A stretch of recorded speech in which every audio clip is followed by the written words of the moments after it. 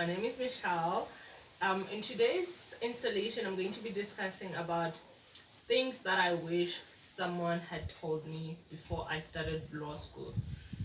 Honestly, the first week of law school, I literally do not remember anything. It was merely a blur, right?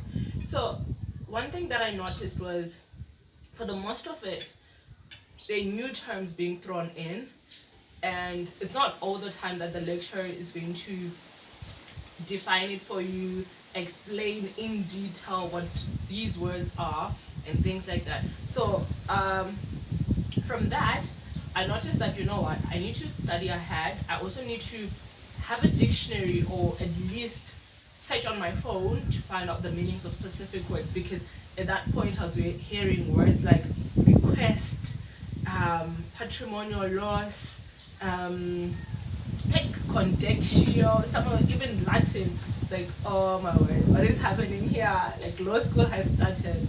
You see, so my tip is always read ahead, and also have a dictionary, search for meanings. Like, it doesn't matter, like, you're always going to need a dictionary. So one thing that I noticed about me studying ahead now was that every time when the lecturer would explain stuff in class, it somehow started to make sense. It didn't completely now, like, it started to make sense. Like, I started to gradually understand, right? Okay, number two. The second thing that I noticed that I wish someone would have told me is that case law school is case law, case law, case law. You eat, you breathe, you sleep, case law. Why do I say so?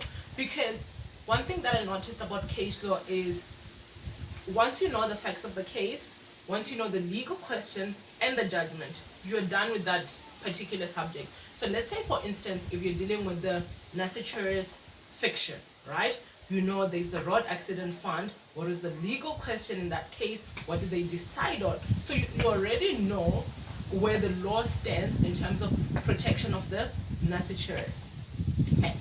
Whilst I'm still on that, if you're interested in knowing about this Nasituris fiction that I'm talking about, please make sure you watch my video. I'll put a link in the description box where you can get the video when I was explaining that in detail. Right. So with case law now, it's easier because you can tell your friend, you can tell someone about these things, and it somehow sticks in your head. Right. Then the third thing that I wish someone would have told me is that focusing on keywords. Like, keywords are very important in law, because especially when you study, there's specific words. Say, for instance, if we're talking about the death penalty, right? If we're looking at the death penalty, if you're not going to mention, especially if it's South African related, if you're not going to mention the notion of Ubuntu, if you're not going to mention your section 9 of the Constitution, my friend, you're in the wrong faculty. You see, so specific keywords like that, they enable even the examiner to know that you know what you're doing, you are an intelligent person, and you're on the right track. So that's the third advice that I have. Okay, the fourth thing is referencing. There's always this thing about refer to relevant authority. My first time I was like, what in the hell is this? Like, what are they talking about? Then it's like, okay, fine, your authorities are your case law, your statutes, your constitution. You don't really necessarily have to know the whole constitution. It's unrealistic, right? But the specific ones now, like section 39.2. If you do not know what section 39.2 is, please, there's the door, you're in the wrong faculty.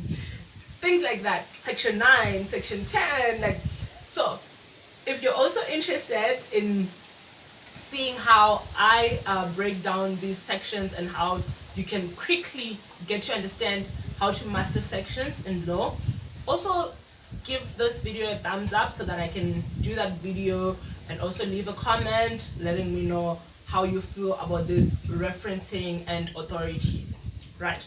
Okay, so the last thing now, this is like the most important thing, is law is an application module. This is your day-to-day life. Every day law is happening. You see there's an accident, we're looking at things like derelict, we're looking at things like negligence, things like that. So the best thing that I did for myself is I started to use it in my day-to-day life. Whenever I see someone, whenever I see maybe a car that collided, I'll be talking to my friend, I'm like, oh, what do you think was negligent in this case? How do we determine that? Was this a derelict? Is he going to file for patrimonial loss? Things like that. So the more you talk about them, the more you become comfortable with these terms, and the more everything starts to make sense, right?